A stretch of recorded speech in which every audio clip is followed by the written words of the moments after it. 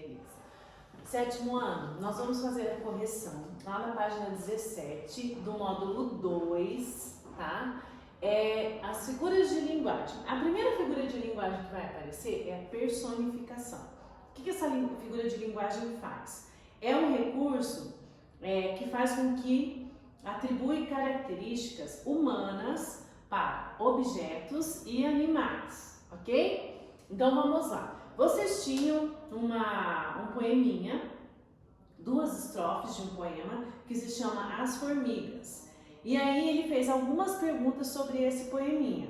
A que personagens as ações destacadas na primeira estrofe estão se referindo? Então lá nós temos a primeira estrofe, as cigarras e as formigas, ok? Quais são os adjetivos utilizados para caracterizar essas personagens?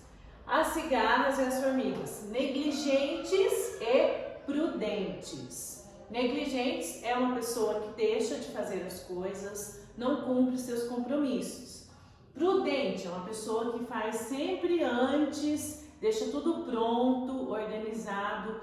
Por exemplo, se eu for fazer um bolo, eu preciso ter todos os ingredientes. Então eu tenho que ser prudente. Porque na hora de fazer o bolo, todos os ingredientes devem estar lá. Os ovos, a farinha, o fermento, né? O leite, ok? Na letra C, assinale a alternativa correta quanto ao emprego dessas ações e desses adjetivos. Então a gente vai ter a primeira, são ações normalmente praticadas por seres humanos e adjetivos empregados para caracterizá-los, ok? Depois a gente vai ter na página 18, a gente vai ler outro poema a seguir. Nós temos um poema lá que é A Menina Azul, vocês devem ter lido, né? É um poema muito bonito. Nesse poema, a primeira pergunta que a gente tem é, do que trata esse poema? Fala de uma menina de olhos azuis e ela é descrita no poema como se fosse alguns elementos compostos por essa cor, certo? Então a primeira pergunta. No poema foi estabelecida uma relação de comparação explícita. Então, o que é uma comparação explícita? Você tem ali, ó, alguns exemplos. Quando eu falo assim, você é mais baixo do que seu irmão, é uma comparação explícita, né? Quando ele usa lá, ó, é fresca como um azulejo. É uma comparação que não está explícita, então é uma metáfora, tá? Quando a comparação é explícita, é uma comparação. Quando ela deixa de ser explícita, né? Quando ele fala lá, ó, tem sonhos azuis, como peixes ondulantes. Então aqui é uma comparação que não está explícita, então é uma metáfora, certo? Então vamos ver onde que estão esses elementos e quais são eles. Na primeira estrofe, compara-se a frescura da menina ao azulejo, né? Na quarta, compara-se a risada clara da menina a um regato. Na quinta, comparam-se os sonhos azuis aos peixes ondulantes. E na sexta estrofe, compara-se o sangue azul à tinta de escrever. Tá certo? É isso aí. Próximo caso. Verdade. Pessoal, então continuando lá a nossa correção, lembra que a gente corrigiu sobre o poema azul, da menina azul. Então agora na página 19, a gente tem lá, releia algumas estrofes do poema da atividade anterior. A menina azul é fresca como um azulejo e tem lagos nos olhos. A menina azul é a fada que pintou o céu. A menina azul é a água marinha de um anel.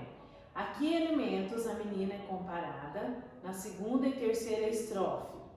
Então, ela é comparada à fada que pintou o céu e à água marinha de um anel. A água marinha é um tipo de pedra que se coloca nos anéis, tá? Aí ele pergunta, qual palavra o eu lírico emprega para fazer essas comparações? Então ele usa o verbo ser. Vai flexionar na terceira pessoa do singular, que aí vai ser ok? A menina, olha lá, a menina azul é fresca, a fada é a água marinha, tá? Na primeira estrofe, com que intenção o eu lírico afirma que a menina tem lago nos olhos? O que ele quer dizer com esses lagos nos olhos? Então, é uma comparação implícita, certo? Então, o que quer dizer? Que é uma metáfora e ele está comparando os olhos da menina a quando eles estão cheios de água, a um lago. Então, isso quer dizer que ela está com os olhos brilhantes, está com vontade de chorar, né? Aí vamos lá para 3. Na 3 você tinha um poeminha que vem bem a calhar nesse momento, né? Sobre o limão. E aí ele pergunta, o que o eu lírico quis expressar nesse poema? Que mesmo nas dificuldades, né? Existem formas de melhorar uma situação. Mesmo quando você só tem limão, você pode mudar essa situação. Aí ele pediu na B, assinale a alternativa que indica o provérbio a que esse poema faz referência. Né? Se a vida te der limões, faça uma limonada. Qual que é a metáfora empregada nesse poema? Aqui eu não tenho uma comparação explícita, mas ele compara, né? A vida é comparada ao limão. Então, se a vida for muito difícil, então faça uma limonada, mude isso, né? Você tem esse poder. Com que finalidade o eu lírico utilizou as palavras limão e limonada? Então, limão ali se refere ao azedo, né? Comparada ao limão, ou seja, a algo azedo. E limonada é comparado a alguma coisa doce, né? Para mostrar a contraposição entre o azedo do limão ao doce da limonada, ou seja, para expor que a vida azeda pode se tornar doce, né? Pode deixar de ser azeda e ser doce, ok? É isso.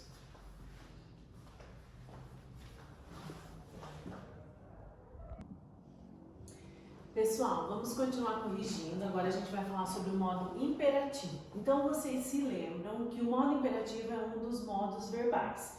Nós temos indicativo, que indica um fato certo, subjuntivo, um fato duvidoso ou hipotético, uma coisa que pode acontecer. E o modo imperativo? O modo imperativo, ele indica ordem, pedido ou um conselho. Uma dessas três coisas, ordem, pedido ou conselho, ok? Então, vocês tinham um textinho lá na página 22, bilhete ao senhor Grilo. E aí a primeira pergunta é, qual é o assunto do bilhete escrito para o senhor Grilo? O bilhete, ele fazia uma reclamação sobre a cantoria incessante do senhor Grilo, que atrapalhava o sono do eu lírico, no caso ali a pessoa que escreveu o bilhete, né, em forma de poema. Na B, o que as formas verbais em destaque expressam? Então você tem lá interrompa, vá, caia e leve. Essas formas verbais, elas indicam uma ordem, ok? Aí a gente vai ter na C. Em que modo estão as formas verbais destacadas? Todas essas formas verbais, elas indicam uma ordem. Então, elas são do modo imperativo. Lembra? O modo imperativo indica ordem, pedido ou conselho. Na D as formas verbais em destaque se dirigem a qual pessoa do discurso? É a terceira pessoa, você, que no poema é o senhor Grilo, ok? Na E, por que você acha que o eu lírico utilizou esse modo verbal para se dirigir ao grilo, o você, o imperativo? Então, o que ele queria? Ele queria dar ordens, né? Ele queria que ele parasse de incomodá-lo. Então, ele deu ordens a ele, né?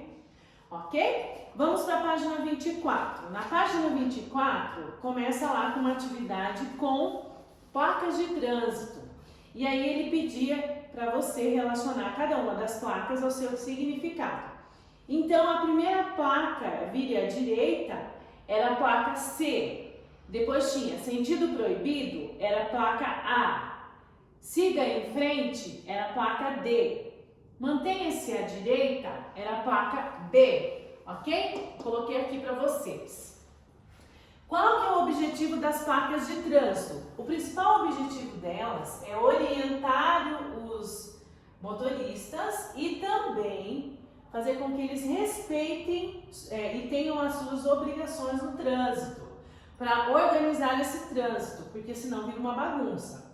Lá na C, em que modo estão as formas verbais presentes nos significados das placas? Todas as formas verbais, ó, vire à direita, sentido proibido, siga em frente, mantenha-se à direita, são no modo imperativo afirmativo, ok? Na D, a qual pessoa do discurso essas formas verbais se referem? Também a terceira pessoa, você, ok? Na E, entre os itens da atividade A, há uma frase nominal, isto é, que não apresenta verbo. Uma frase que não apresenta verbo é sentido proibido, tá certo? Não tem verbo nenhum. Transforme essa frase nominal em uma frase verbal. Então, ela poderia ser assim: não siga nessa direção. Que aqui nós temos o verbo seguir, ok?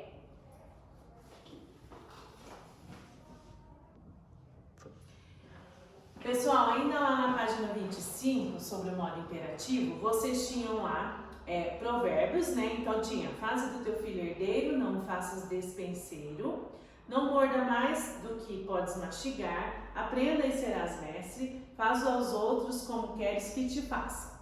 Relaciona os provérbios aos sentidos expressos por eles. Então a letra A: faze do teu filho herdeiro, não faças despenseiro, ensine o seu filho a preservar o que lhe for deixado, ok? Na B, não mordas mais do que podes mastigar, não tente fazer além do que você consegue.